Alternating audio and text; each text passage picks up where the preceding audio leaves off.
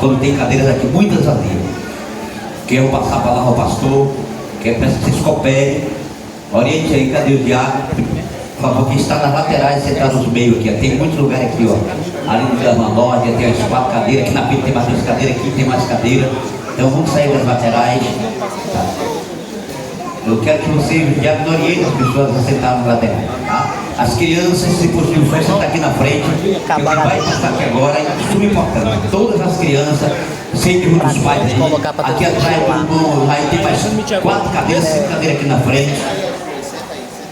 Vão se organizar para sentar. Só quero que fique lá fora em pé os diáconos ou a mãe que está com o filho que, né? Então. Glória a Deus. Aleluia.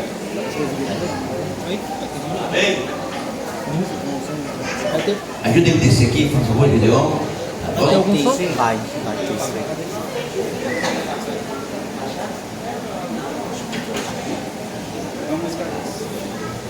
Amém, queridos? E nesse momento nós queríamos estar conosco aqui o pastor Luciano,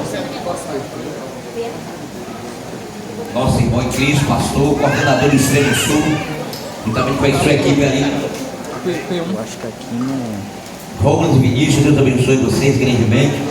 É um prazer todos conosco. É uma oportunidade que nós temos, onde eu tenho certeza que o que vai acontecer a partir desse momento, a igreja, as famílias, vai ser muito abençoada, tá bem? Então vamos aplaudir Jesus Cristo.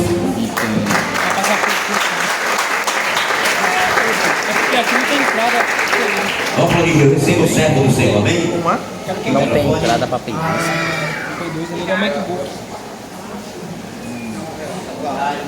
Pode pegar pelo HDMI, não? É isso, pô, mas ele tá na Salve a igreja com a paz do Senhor, amém, irmãos?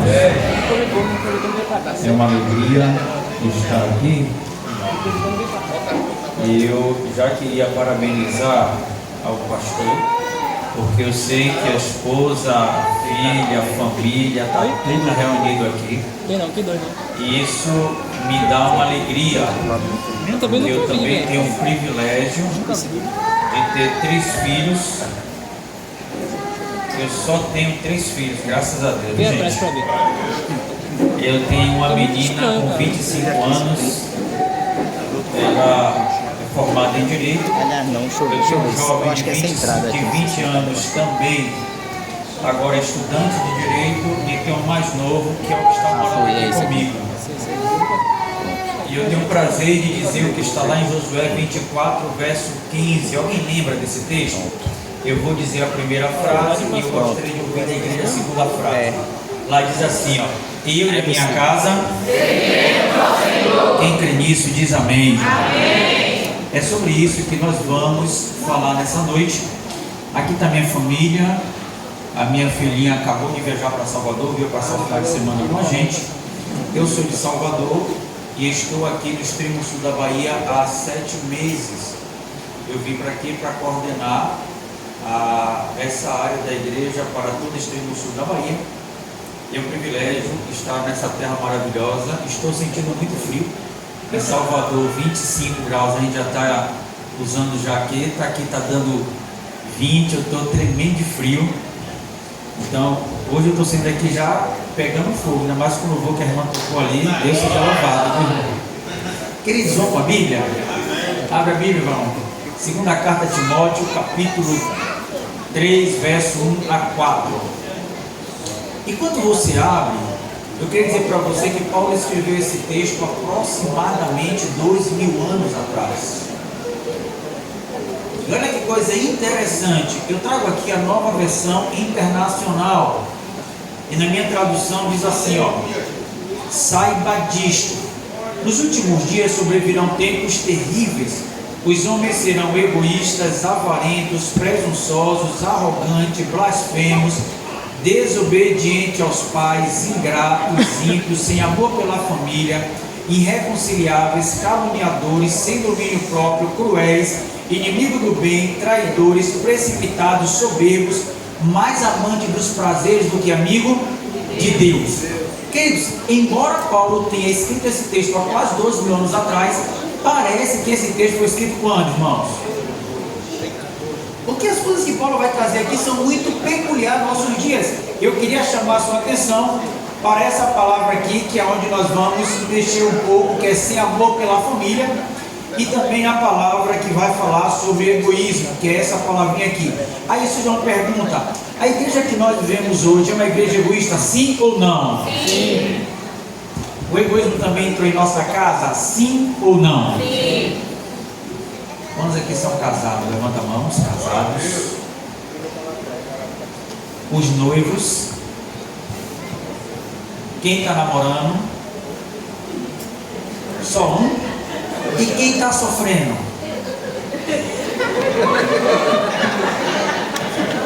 Sofrendo, mano? Não. Aí está esperando milagre. A mulher bonita dessa, meu. Não. Aí está esperando milagre. Queridos, quando nós nos casamos para fazer o outro feliz.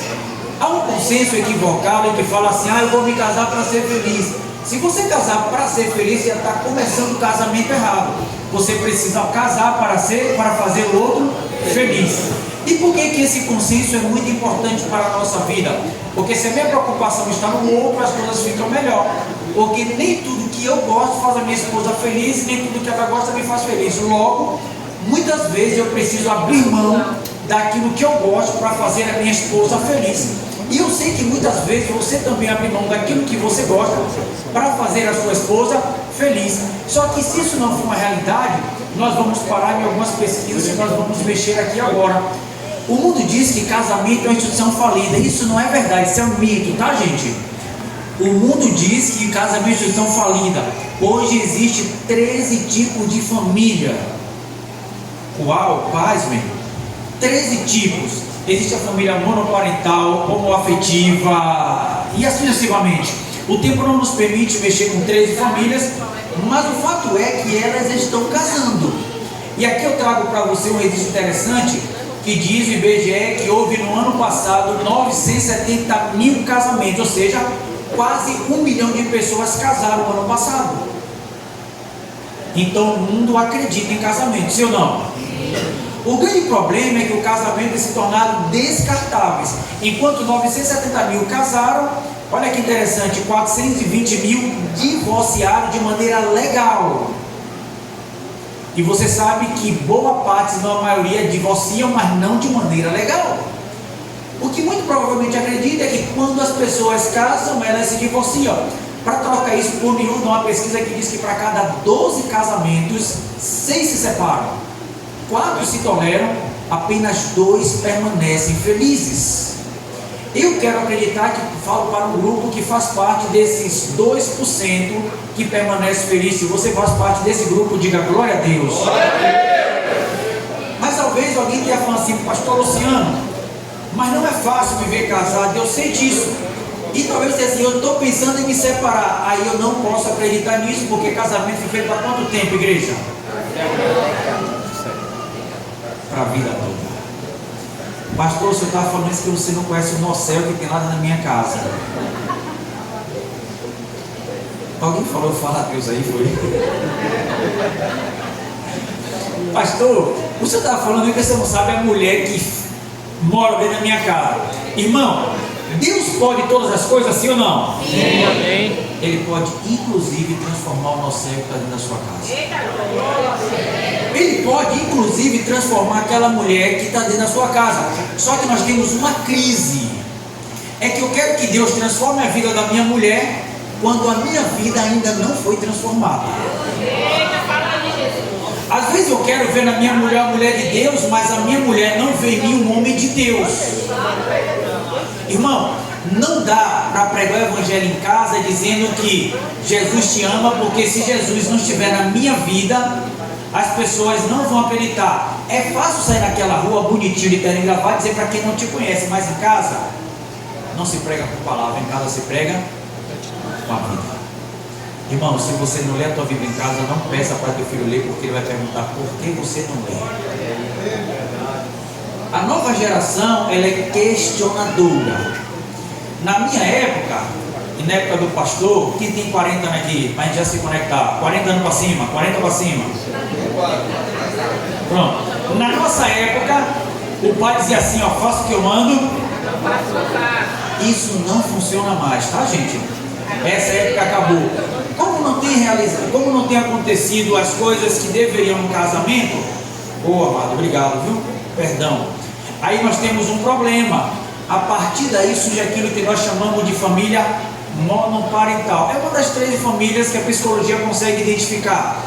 Nessa família monoparental há o divórcio, uma das partes fica com a criança, e normalmente quem fica com a criança?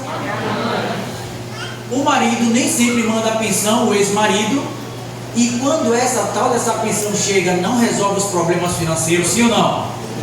O que obriga essa mãe a trabalhar e pegar essa criança e colocar em alguma instituição, creche, escola, ou pegar essa criança e colocar na mão de Glória a Deus. Tá certo. Glória a Deus.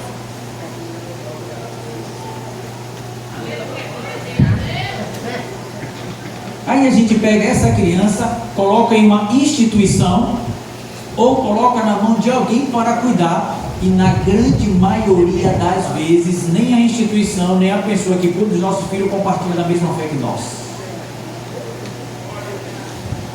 E aí a gente terceiriza a educação dos nossos filhos, que é o processo de terceirização da educação. Queridos, Freud e mais uma meia dúzia de psicólogos entendem que até os 7 anos as nossas crianças não deveriam ser colocadas na mão de ninguém para ser educada.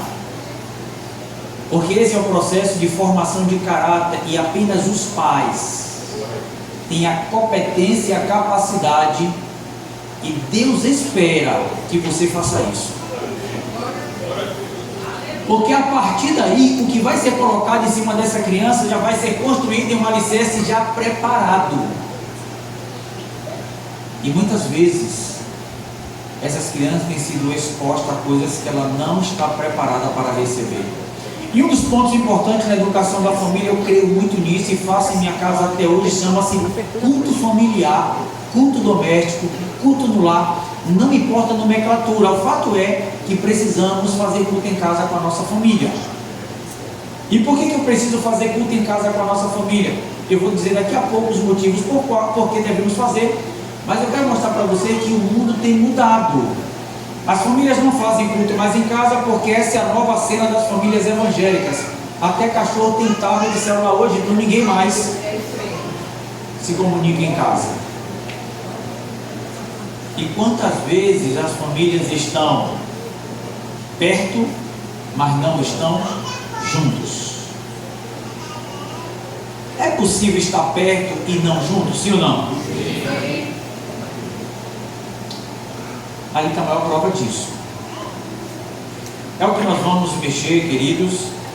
E olha, se você não educar seus filhos, olha que frase poderosa: se os pais não educam corretamente os filhos, Satanás os educará por instrumento escolhido por eles. Quais são alguns dos instrumentos que ele tem utilizado de maneira poderosa? Eu queria que a igreja lesse comigo. Primeiro, 1, 2, 3 e... televisão, internet, game. Não vou dizer que isso aqui é coisa do diabo, tá? Fica tranquilo. Isso aqui pode ser uma bênção, mas também pode ser uma maldição. Quem é que determina? Você mesmo. Nós.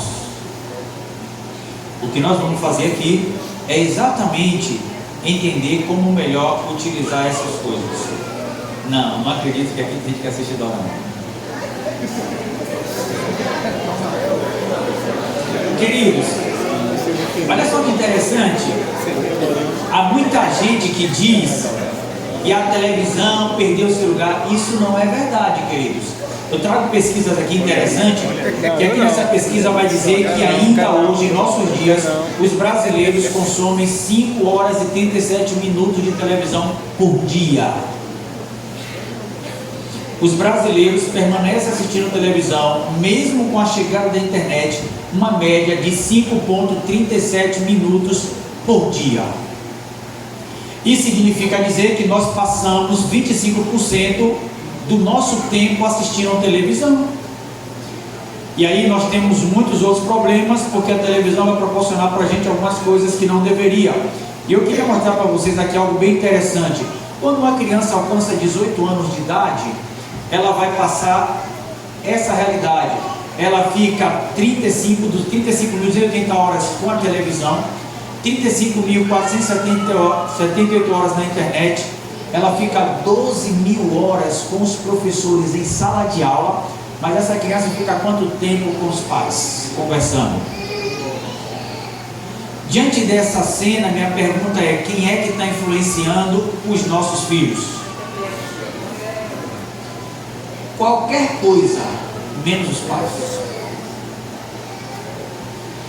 Os nossos filhos conversam conosco apenas 1.000 horas até alcançar 18 anos. Significa dizer que a menor influência que eles recebem são nossas. E aí, pensando nisso, olha como é dividido o tempo das nossas crianças. A criança fica 33% do seu tempo dormindo, 1/3 da sua vida. Ela fica 40% do seu tempo em casa, totalizando. Ela fica 28% do seu tempo na escola. E quanto tempo na igreja? Deixa eu chamar a sua atenção. Ela fica 1% na igreja se você é crente que frequenta os cultos além do dia de domingo. Se você é crente de dia de domingo apenas, essa média é ainda menor. Você sabe qual é o problema disso? Note o que eu vou dizer para você: 69% dos nossos jovens, quando saem do ensino médio e entram no ensino superior, eles abandonam a igreja. Eu visitei o presídio de Salvador, distribuí 4.000 literaturas lá em Salvador e visitei em massa 4.000 detentos. Cheguei à conclusão, diante das pesquisas, 68% dos que estão presos são ex-cristãos ou filho de crente. Isso me sugere uma pergunta: o que está acontecendo com a educação religiosa? Onde é que estamos falhando? Por que o islamismo cresce tanto? A Europa está se transformando em Islã, porque a média de filhos deles que saem da igreja é quase zero. É bem verdade que lá tem um processo inclusive de morte se sair, mas deveríamos ter um pouco mais de zelo com os nossos filhos, investirmos mais nele em vários aspectos. Aí, como nossos filhos ficam em casa 40% do tempo e não conversando conosco, ele gasta tempo assistindo muita coisa, tipo animes. Queridos, esse daqui é um dos desenhos, se não o mais assistido pela população brasileira. E qual é a preocupação disso aqui? Leio com você. De acordo com o pós-doutor e PhD em neurociência, o hábito de assistir animes pode prejudicar a cognição e causar ansiedade, isolamento e dificultar o desenvolvimento do cérebro das crianças.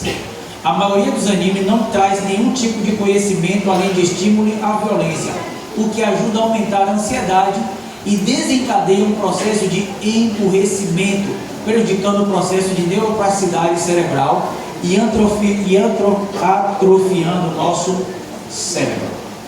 Eu não sei se vocês já viram, mas a doutora Rosana Alves tem 3 pós-doutorados em neurociência, na área de neurociência. Ela disse que hoje vivemos a geração, pela primeira vez, onde os filhos são mais burros do que os pais. Ela disse que o processo de neuroplasticidade do cérebro, o cérebro é um plástico que ele cresce à medida que você lê, à medida que você se desenvolve, mas ele atrofia à medida que você não o usa. Pela primeira vez na história, estamos vivenciando uma realidade onde o nosso cérebro está atrofiando. E por que isso está acontecendo? Porque a gente não lê, a gente não pesquisa, a gente não grava mais nada, nem sequer o número do celular da nossa esposa. Se eu perguntasse para você aqui se quantos ligariam para a esposa sem consultar a agenda do seu celular? Eita Deus! Glória a Deus! Aí, ó, é a geração 40 que faz isso. Só os velhos. E quantas das esposas ligaria para o esposo sem consultar o celular? Você sabe o que eu aprendo com isso? É por isso que as mulheres estão tomando conta do mercado. O Animes também tem 21 episódios de homoafetividade. Animes tem 21 episódios de homoafetividade. Queridos, quando lançaram o Bob Esponja, que a maioria talvez não sabe, o Bob Esponja é homossexual, começou a formular a nossa cabeça para aceitar a homoafetividade em nossos dias. E quando isso começou a ser dito, ninguém acreditava. Quando disseram lá atrás, há quase 15 anos atrás, que as igrejas casariam homem com homem, mulher com mulher, ninguém acreditava. A pergunta, casa ou não casa? E aquilo que pra gente era estranho se tornou pelo menos comum. E aí nós também entramos no mundo das novelas. Eu não vou mexer com novela aqui, porque crente não assiste novela. Diga amém. Amém. Isso é verdade ou é brincadeira? Queridos, por que crente não deveria assistir novela? Olha que interessante esse dado aqui, ó.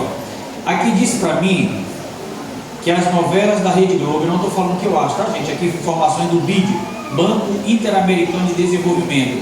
Ele concluiu que as novelas da Rede Globo têm influência direta em números de divórcio no Brasil. Eu fiz essa palestra em uma igreja em Salvador, tinha 1000 pessoas aproximadamente me assistindo, e eu falei, as novelas da Globo têm influência direta em número de divórcio no Brasil. Aí levantou uma santinha lá no fundo e gritou assim, ainda bem, pastor, que só assiste novela na Record. E eu fiquei admirado com a honestidade dessa irmã. Queridos, presta atenção nesse vídeo. Cadê o áudio? Tá aí? Tem áudio aí pra gente?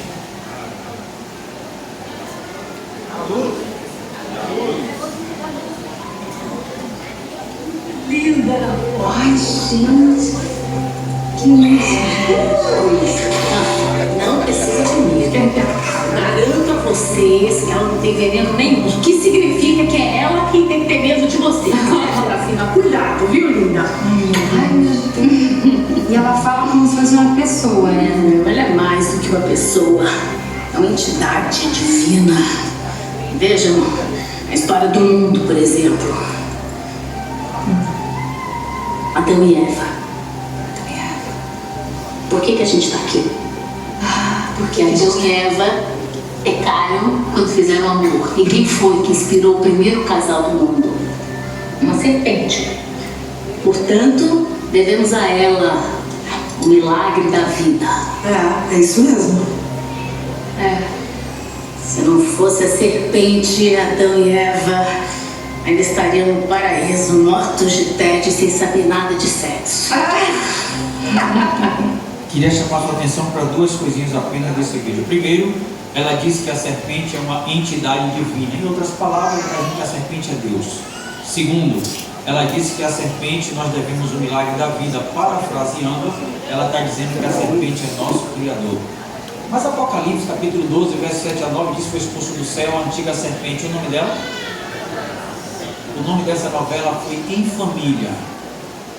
E a proposta dessa novela era pegar a nossa família e colocar na sala para assistir esse negócio. Irmão, deixa eu chamar sua atenção para algo bem interessante. Se não todas, a maioria das nossas casas tem uma boa televisão e eu não tenho crise com isso. O que me preocupa é que a televisão ela é sempre colocada numa parede bem pensada. A parede normalmente não fica na frente da porta para a claridade não atrapalhar. Nós investimos em uma televisão que custa aproximadamente R$ 1.500 a R$ 2.000. E essas mesmas pessoas que investem R$ 1.500, R$ 2.000 na televisão, elas dizem não ter dinheiro para investir uma boa Bíblia para estudar a palavra de Deus. Essas mesmas pessoas que gastam R$ 2.000 na televisão, elas não investem uma Bíblia adaptada para o filho porque é cara. Mas ela coloca dentro de casa uma televisão que proporciona uma série de coisas prejudiciais se mal administrada. Outra coisa que me chama a atenção é que a gente coloca o sofá de frente para onde? Isso até parece uma cena de culto onde a família senta e passa horas reverenciando esse negócio chamado televisão. E agora tem crente que está assistindo novelas de crente.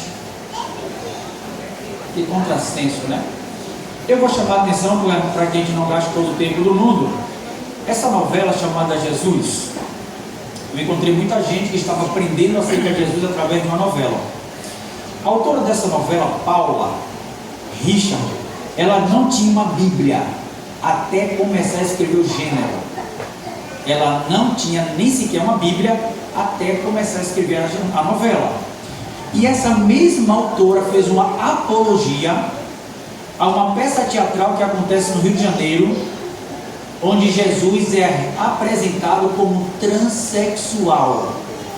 Interrogada acerca disso, ela falou que não vê problema nenhum em Jesus ser apresentado como transexual.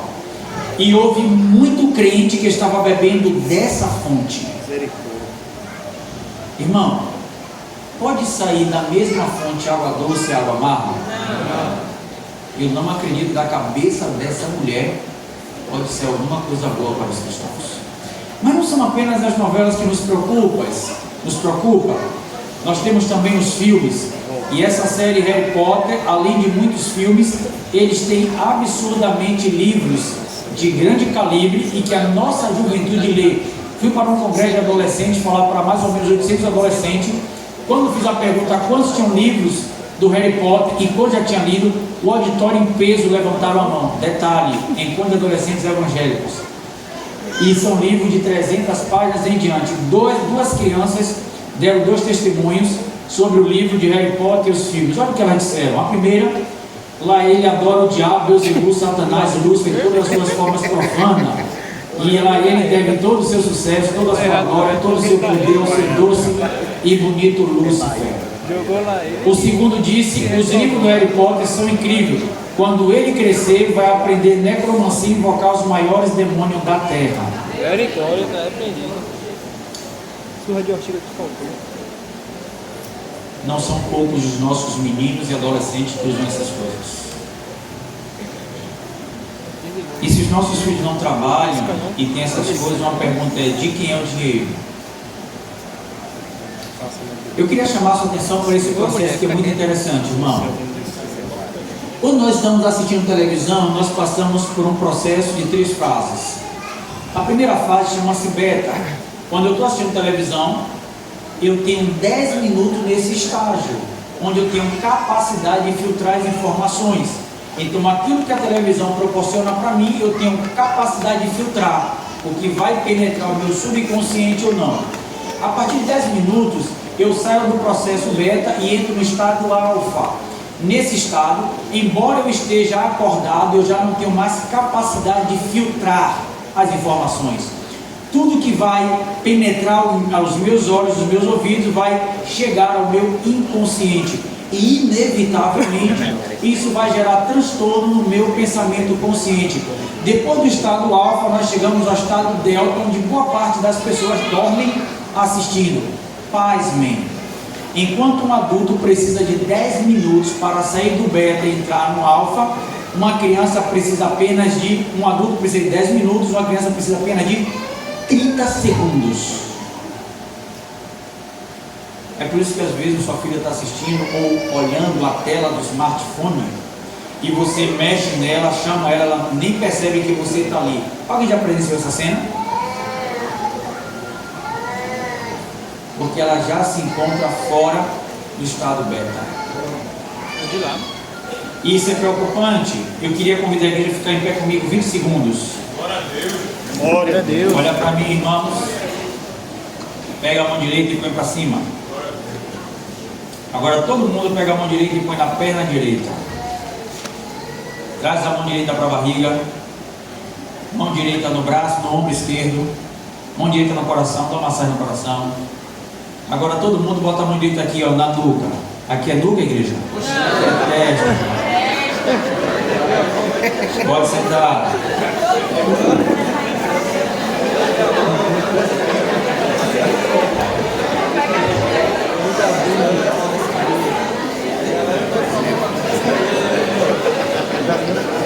Quantos aqui sabem sabe o que é testa? Levanta a mão. Eu tenho a impressão que vocês estão equivocados. A nuca é aqui. Pastor, por que eu coloquei a mão na testa e não na nuca? Porque você estava me olhando e me ouvindo por 20 segundos. Talvez enquanto eu estava falando aqui do poder da influência de uma tela, sempre tem um valentão no meu auditório pensando assim, que nada, eu não acredito nisso não. Porque eu sei o que eu estou fazendo, eu assisto e não sou influenciado, irmão. Você fez o que eu estava mandando em 20 segundos, porque estava me vendo e me ouvindo. Você parou para pensar o que, é que a televisão faz contigo em 2 horas de um filme? Você parou para imaginar o que, é que a televisão faz contigo em 30 minutos de uma série? Você fez o que eu mandei em 20 segundos. O nome disso tem um livro chamado Mente Positiva. O Dr. Júlio Melgoza, ele vai mexer com isso. Ele chama isso de 5 sentidos. A religião chama isso das 5 janelas da alma. Quais são eles? Visão, audição, olfato, paladar e tato. Tudo que penetra essas 5 janelas da alma vai formar quem somos. Isso me sugere mais uma pergunta. O que é que você anda assistindo, igreja? O que é que você anda ouvindo? Alguém já presenciou uma cena na rua onde uma criança vai com os pais e às vezes a criança toma uma topada, cai e o pai levanta essa criança reclamando e às vezes batendo? Alguém já presenciou uma criança derrubando um copo com água de vidro e quebrando e os pais batem nessa criança porque ela quebrou o copo? Sim? Pergunta, eu já fui essa criança. Um adulto também toma topada e derruba um copo, sim ou não? Sim. Alguém te bate? E por que se bate na criança? Fala.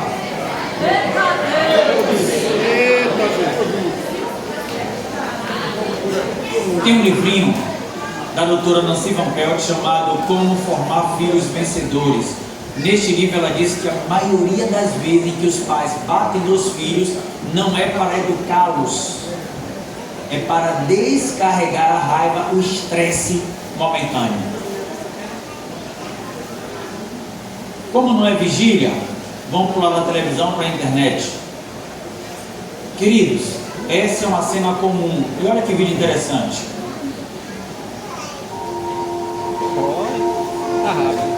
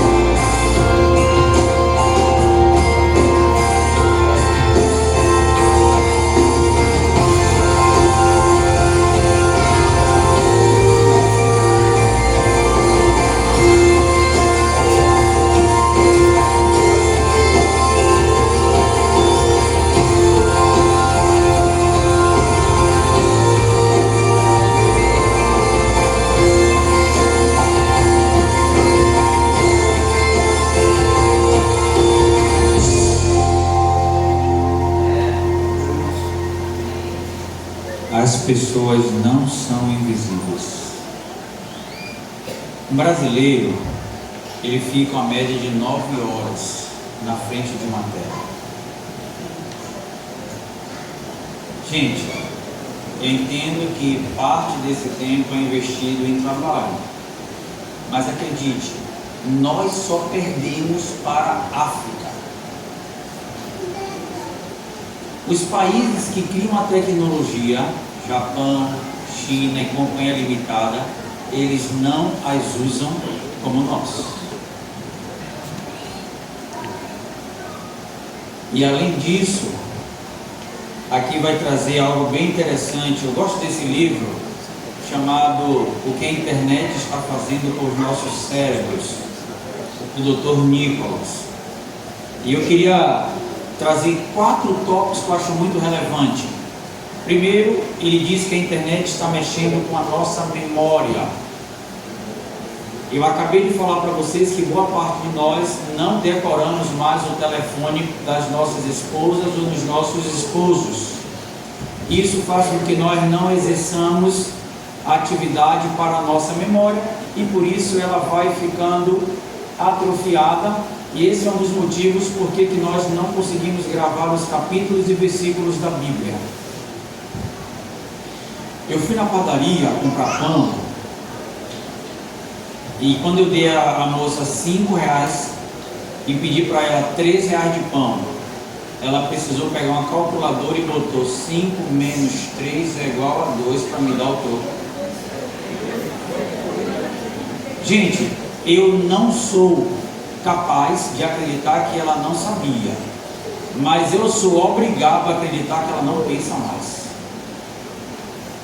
Eu estava no Mix Mateus, que abriu recente lá em Nápoles, tem uma semana. Eu estava no caixa, tinha uma senhora na minha frente. Aí assim, a compra da mulher deu 120 alguma coisa, e a mulher deu uma nota de 100 e uma nota de 50 para a mulher do caixa. Na hora de digitar, ela colocou ela botou R$15, em vez de 150 ela botou 15. E ela pegou e ficou paralisada no caixa. Eu estava atrás, eu era o próximo. Ela olhou para mim e falou: moço, você tem um celular aí para me emprestar? Tenho. Ela abre uma calculadora, você pode? Eu falei: abre. Bota aí 150 menos 15. Botei o celular no bolso. Falei 135.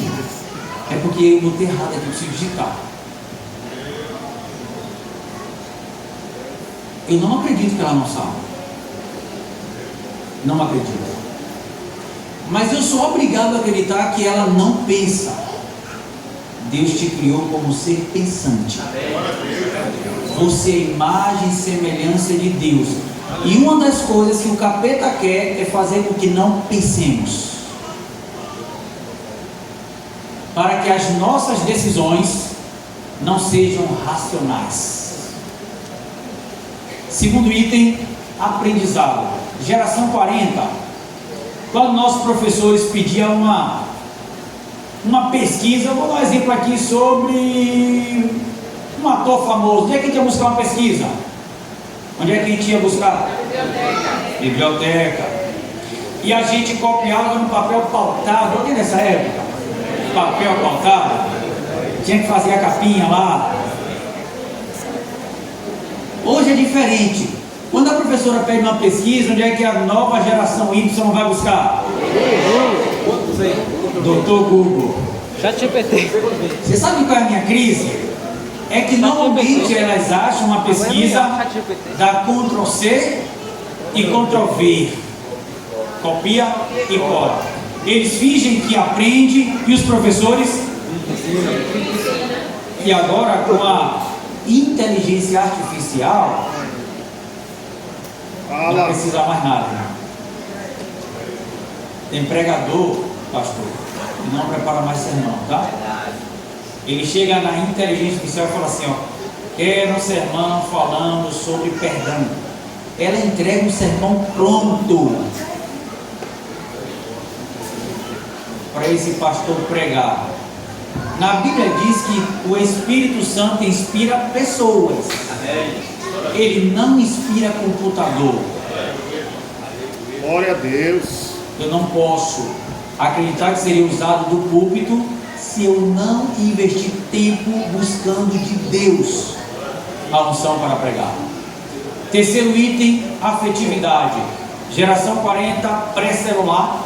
Quando nós íamos para a pizzaria, 20, 30 minutos que a pizza demorava para chegar, o que é que a gente fazia?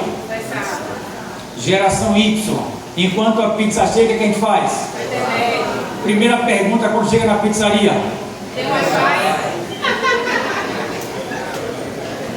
Você percebe? É a geração Y. Aí a afetividade vai embora, irmãos. Terceiro e último item, quarto e último item. Eu não vou gastar tempo falando do impacto na vida espiritual. Eu me recuso a gastar tempo falando disso. Mas eu queria citar apenas um ponto. Quanto tempo você passa com a Bíblia ou orando? E quanto tempo você passa na frente do Instagram olhando apenas aqueles rios de 1 minuto que para nada serve? Volto a citar a doutora Rosana Alves. Ela disse que o impacto desses vídeos de 1 minuto para nosso cérebro é o mesmo impacto do uso da cocaína do ponto de vista viciante. É por isso que você começa a passar o dedo e não quer parar mais.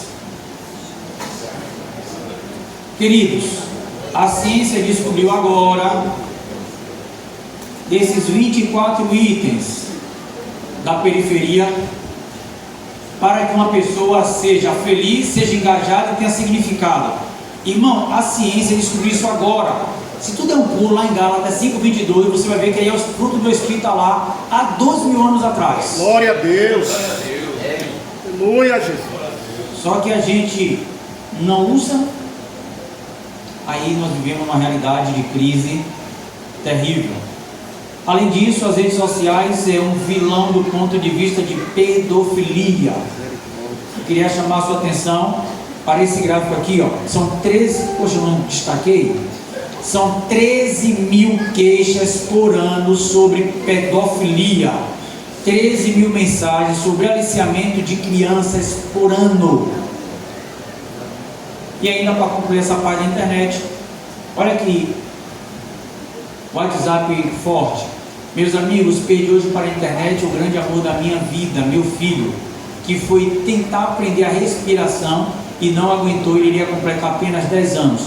Quando ele foi tentar aprender a respiração, a gente sabe que sem tentar aprender a respiração a gente não consegue se matar. Mas muitas crianças se enforcaram tentando aprender a respiração, guiada pelo boneco das redes sociais chamado Momo. Isso arrebentou com muita criança. E sabe qual é o grande problema? Os pais estão longe das crianças. 95% das crianças relatam que os pais não tiram tempo para elas. Pega esse vídeo.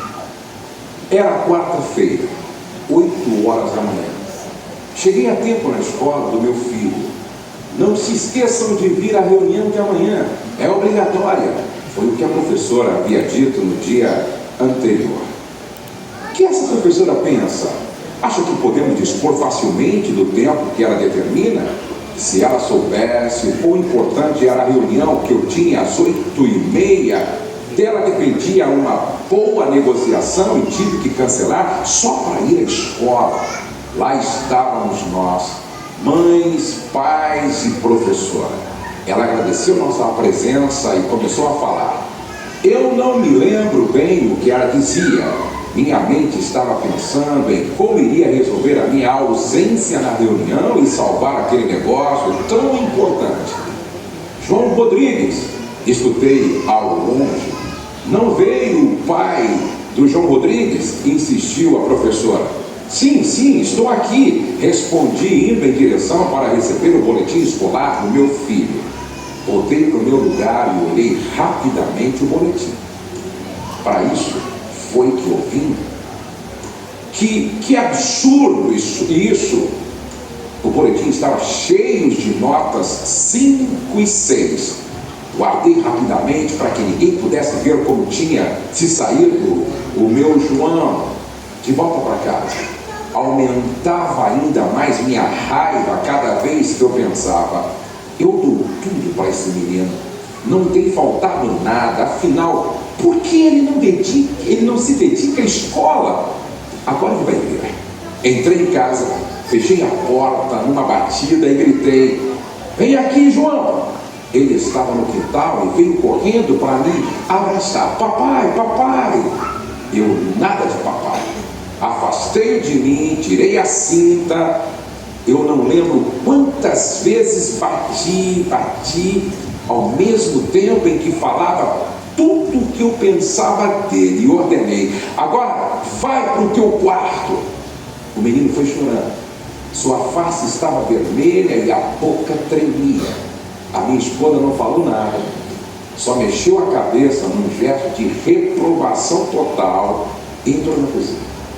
Quando eu fui para a cama, um pouco mais calmo, a minha esposa me entregou o boletim do João, que tinha ficado dentro do meu casaco, e disse: meu amor, leia devagar e depois pense no que você fez. Bem no começo do boletim estava escrito assim: boletim do papai. Pelo tempo que teu pai dedica a conversar contigo antes de dormir, o João colocou 6. Pelo tempo que o teu pai dedica para brincar contigo, ele colocou 5. Pelo tempo que o teu pai dedica para te ajudar com as tarefas, ele colocou 6. Pelo tempo que o teu pai dedica para te levar de passeio com a família, o João colocou 5. Pelo tempo que o teu pai dedica para ler um livro antes de dormir com o João, ele colocou 5. Pelo tempo que o seu pai dedica para te abraçar e te beijar, o João colocou 6. Pelo tempo que o teu pai dedica para assistir televisão contigo, ele colocou 6. Pelo tempo que teu pai dedica para escutar tuas dúvidas ou problemas, nota 5. Pelo tempo que o teu pai dedica para ensinar coisas, nota 6. Média do papai, 5,55. Foi aí que a ficha caiu. As crianças tinham qualificado os pais. O meu deu para mim 5 e 6. E eu, sinceramente, vejo agora que eu merecia até menos. Me levantei, corri para o quarto dele, o abracei e chorei. Olha, eu queria poder voltar no tempo, mas isso não é possível. João abriu os olhinhos, ainda inchados pelo choro, o choro da surra que eu lhe dei, sorriu, me abraçou e disse: eu te amo, papai. E voltou a dormir. Alô, pais, acordem. Já pensou qual seria a sua nota se o teu filho te qualificasse? Pense nisso.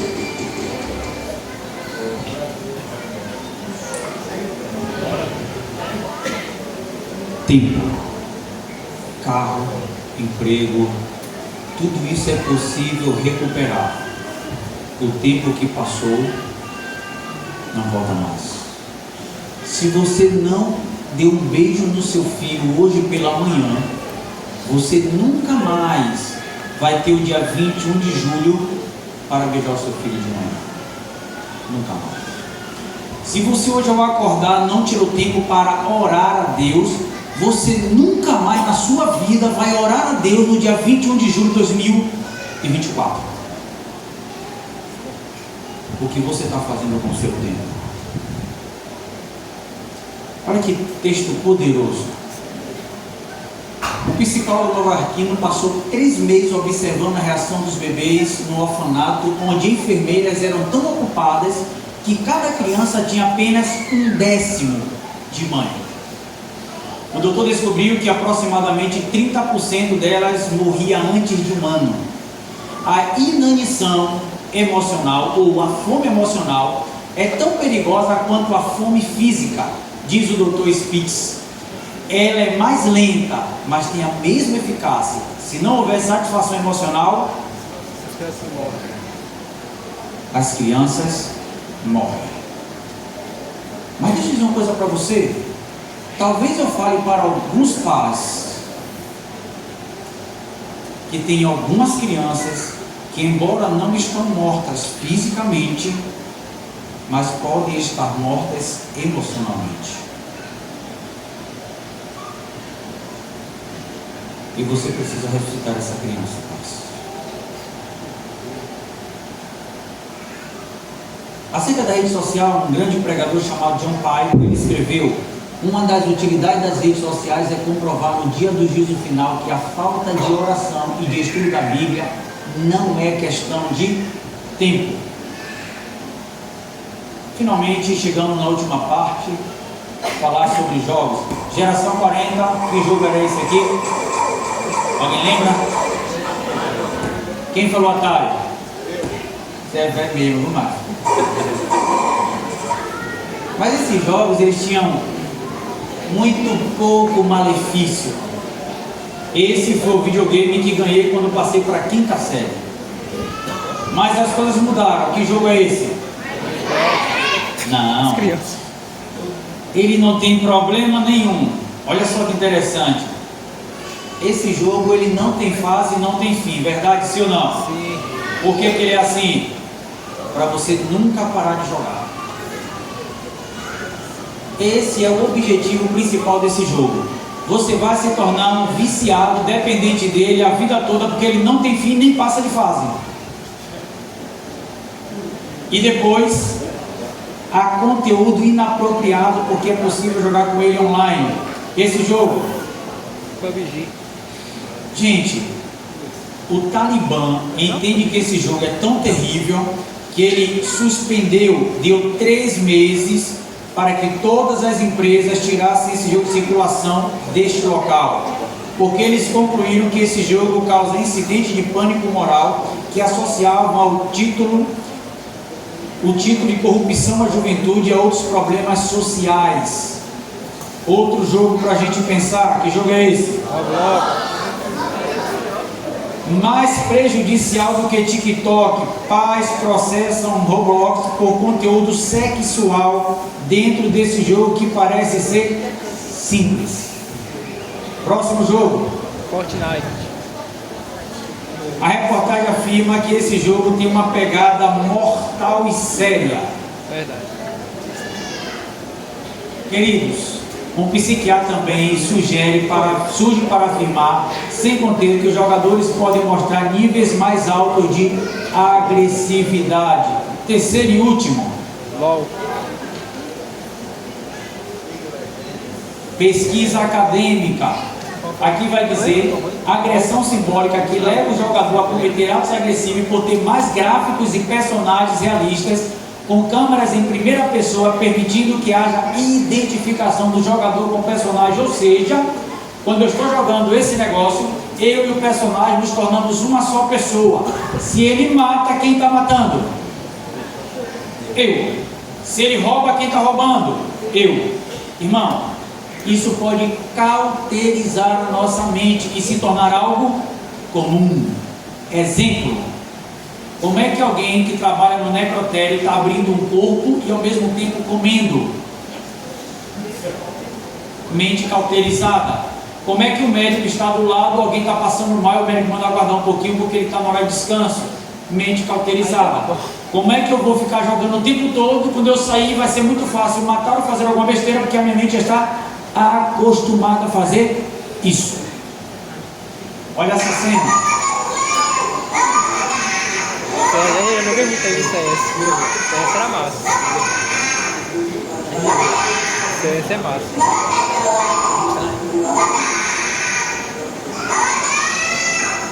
Eu joguei muito. Se eu largar essa menina aqui com a faca na mão, você ficava excitado?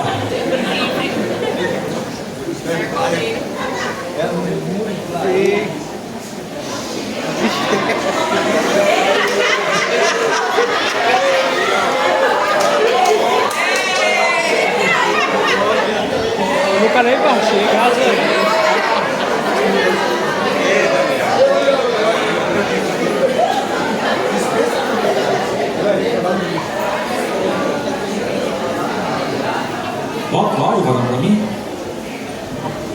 Queridos, para a gente caminhar para o final, eu queria que a igreja lesse essa frase comigo, tá? Eu vou contar de 1 até 3. 1, 2, 3 e... Se o diabo conseguir dominar sua mente, ele dominará sua vida. Enquanto eu estava sentado ali, eu percebi que tanto a música quanto o pastor deu uma ênfase muito grande sobre o Espírito Santo. Nós acreditamos que o Espírito Santo habita em nós. Nós acreditamos que somos casa do Espírito. E de fato somos, conforme Paulo, conforme Coríntios 6, 19, 3, 16, 17. Mas me permita fazer uma pergunta. Onde será que o Espírito Santo habita em nossa casa? Alguns dizem ou acreditam que ele habita no coração. Querido, o coração é apenas um pedaço de músculo. A Bíblia usa o coração como sede das emoções, mas isso é uma linguagem simbólica. De onde é que parte as nossas ações? Logo, se tem algum lugar em que ele vai habitar para conduzir a nossa vida, esse lugar chama-se mente. É exatamente por isso que o capeta investe muito alto para arrebentar com a nossa mente. E oferece inúmeras coisas para você ficar com a sua mente arrebentada. E como nós terminamos cedendo a isso, entregamos a nossa mente, talvez eu fale para alguém que embora esteja na igreja, mas a sua cabeça ficou lá fora. Talvez eu fale para alguém que parece que Deus fala com todo mundo na igreja, mas Ele não fala comigo. Porque a tua mente talvez tenha ficado lá fora, enquanto o teu corpo permanece dentro da igreja. Preocupado com isso, Paulo escreveu aos Romanos, capítulo 12, verso 1. Olha o que ele diz: rogo-vos, pois, irmãos, pela misericórdia de Deus, que apresenteis o que, igreja? O vosso corpo como sacrifício vivo, santo e agradável. Porque isso é o que?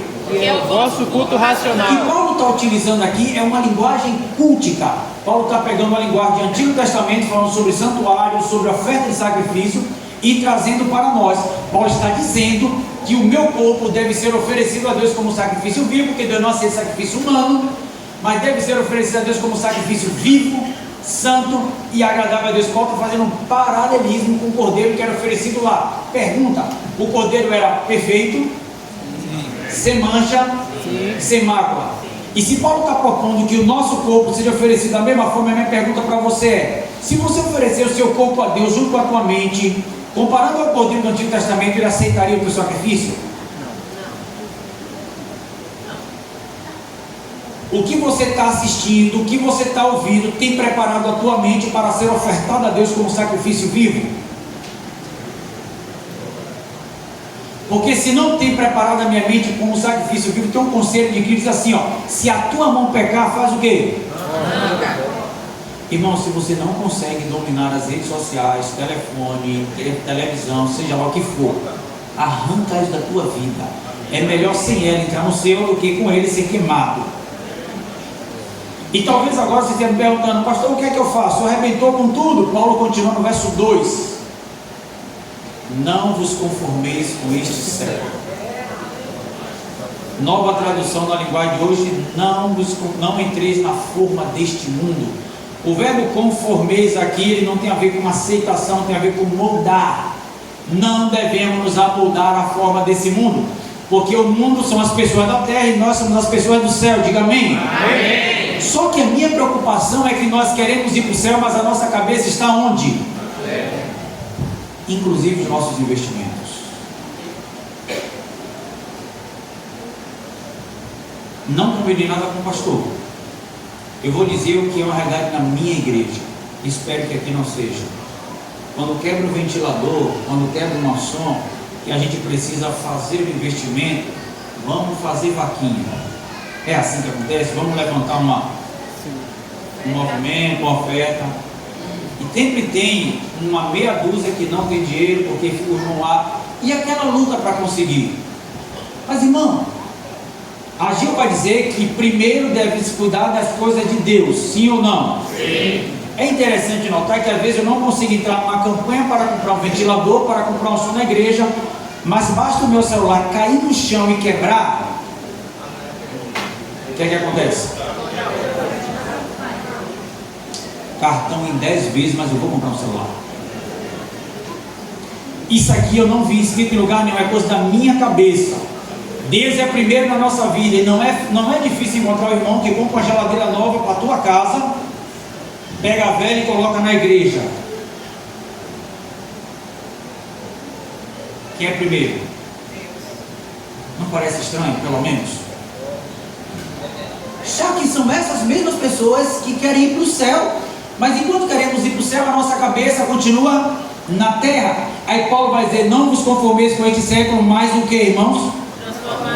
Pela renovação da vossa mente. Não adianta querer mudar as minhas ações enquanto eu não aprender a mudar a minha mente. Quantas pessoas aqui já começaram a fazer atividade física? Já tentaram caminhar, correr? Quantos? Quantos já tentaram e pararam? Porque às vezes eu quero mudar as ações, mas não consegui mudar a minha cabeça ainda. Não adianta querer fazer com as mãos enquanto a cabeça não está fazendo. Por isso que Paulo diz que precisamos passar por uma renovação da vossa mente. Pastor, mas eu não quero mudar, nasci assim, cresci assim, vou morrer assim. Tudo bem, você é livre para escolher o que fazer, mas você não é livre para escolher as consequências que inevitavelmente vai colher. Eu posso ser livre para fumar, mas não sou livre para evitar o câncer. E aí Paulo vai trazer um recado que foi escrito há 12 mil anos atrás.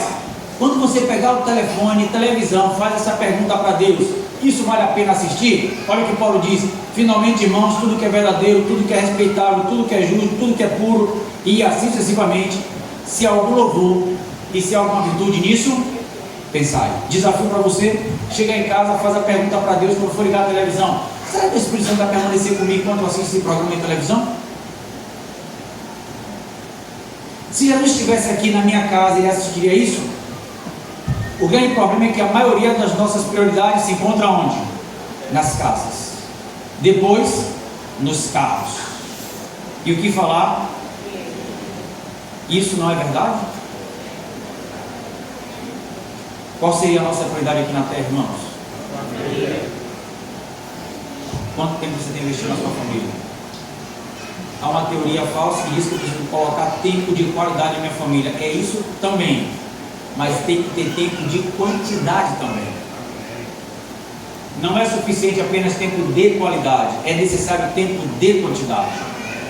Diante dessa lista de prioridades que eu coloquei, uma pergunta: onde está Jesus nessa tua lista? Talvez ele não seja prioridade para você, mas você é prioridade para ele. Porque João 13,6 diz assim: ó, Deus amou o mundo de tal maneira que deu seu Filho unigênito, para que a igreja de Quadrangular não pereça, mas tenha vida. Crê nisso, diga glória a Deus. Mas para isso eu preciso tirar tudo que é ruim dentro da minha casa. Afaste a família disso. Irmãos, precisamos voltar a fazer culto em casa. Essa é uma grande necessidade. Pastor, não dá para fazer que meu marido não é crente. Se o marido não vem para a igreja vai até ele. Eu concluo com esse vídeo.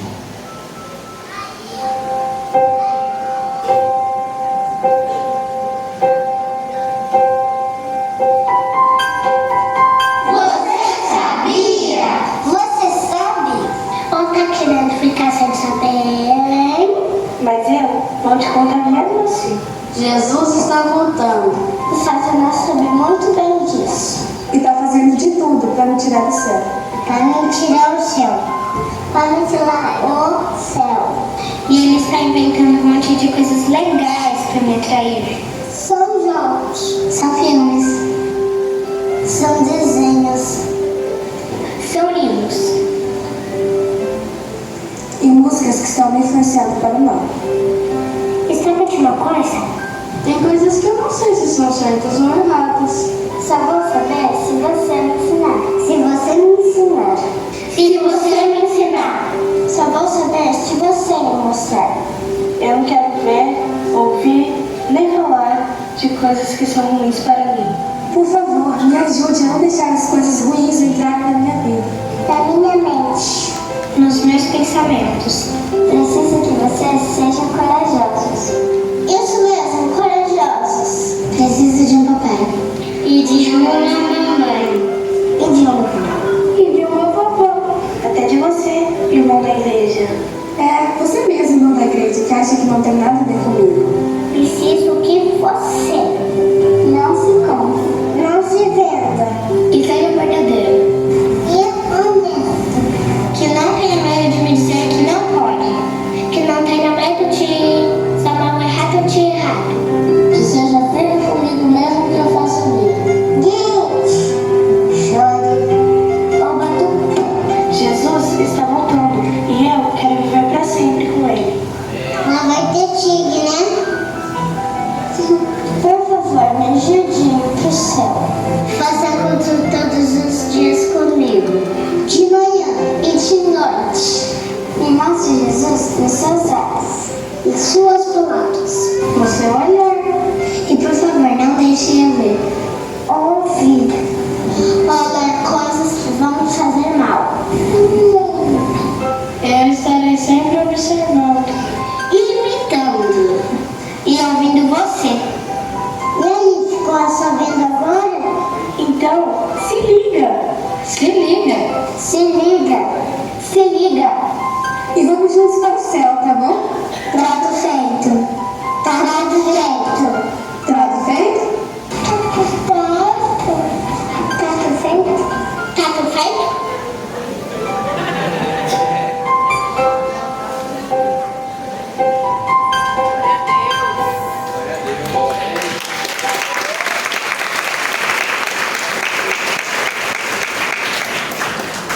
Talvez amanhã você já não lembre de muita coisa. Pensando nisso, os meninos vão entregar para você um cartãozinho, por gentileza. Vocês recebem um cartãozinho na mão do... Pode entregar para todo mundo, por favor. Preocupado nisso, querido irmão, o Instituto Vida, ele pensou como fazer isso se tornar uma realidade na vida de cada pessoa que assiste essas palestras. E todo esse conteúdo ele está distribuído em alguns materiais que você precisa ter em sua casa para apoiar a educação dos seus filhos e do seu relacionamento. Como nós começamos falando sobre casamento, tem um manual chamado Felizes no Amor. Esse manual vai orientar você a ter um casamento melhor. Ele vai te ajudar a ter um casamento mais feliz. E para a educação de filhos, que foi o segundo ponto que nós trabalhamos na palestra, tem um manual Como Formar Filhos Vencedores. E tem um kit que distribui 12 valores para os nossos filhos, coisa que a escola não vai ensinar: empatia, honestidade, amor.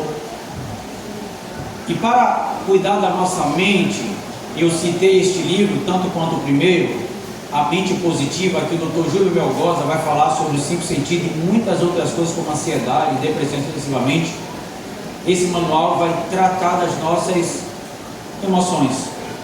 E para cuidar da nossa vida física, do templo do Espírito Santo, tem um livro Sucos e Shake. E aqui uma dica para as mulheres que gostam: ele tem uma proposta de emagrecimento em 3 dias. Mas ele trata de tantos outros problemas.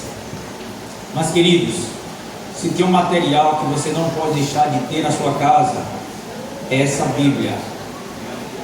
Eu entreguei essa coleção para os meus filhos de 940 páginas quando eles tinham 8 e 10 anos. Em 3 meses, os 2 leram os 6 volumes. E eu tive o privilégio de ver meu filho debatendo em um concurso bíblico com um presbítero de igreja. E o meu filho foi campeão do concurso bíblico quando tinha 10 anos de idade, ganhando para um presbítero. Porque eles leram esse livro lá em casa. A gente faz o culto diariamente, na época, utilizando esse material. E talvez surja essa pergunta: o que é que eu faço então para conhecer esse material? Esse cartão que você tem na mão é a sua oportunidade de preencher, devolver para mim na saída. E eu quero ter o privilégio de ir em sua casa, pessoalmente lhe apresentar esse material, para que você possa ver a riqueza que ele tem e colocar tudo que você assistiu e ouviu em prática em casa. Porque se tudo isso ficar apenas no ouvido, ele não vai servir para muita coisa. Então você preenche o cartão, coloca, por favor, coloque o horário que você pode nos receber, porque eu não tenho condições de ligar para todos para confirmar. Então eu vou pegar o horário agendado e vou chegar à sua casa, porque se porventura você tiver algum imprevisto, precisar ligar, é mais fácil uma pessoa ligar do que eu ter que ligar para 100, 200 pessoas fazendo confirmação. Então preencha, na saída você entrega esse cartão preenchido e eu quero ter o privilégio de ir em sua casa. E eu concluo, pastor, a minha fala agradecendo essa rica oportunidade.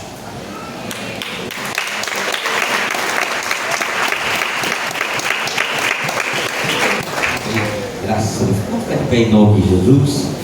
Vamos fazer uma oração. Que bênção. Que bênção. Essa igreja vai estar recebendo essa noite. Feliz ou bem-aventurado os que ouvem e guardam. Eu quero que você dê a mão a essa pessoa. Feche o corredor aí em nome de Jesus. Vamos parar.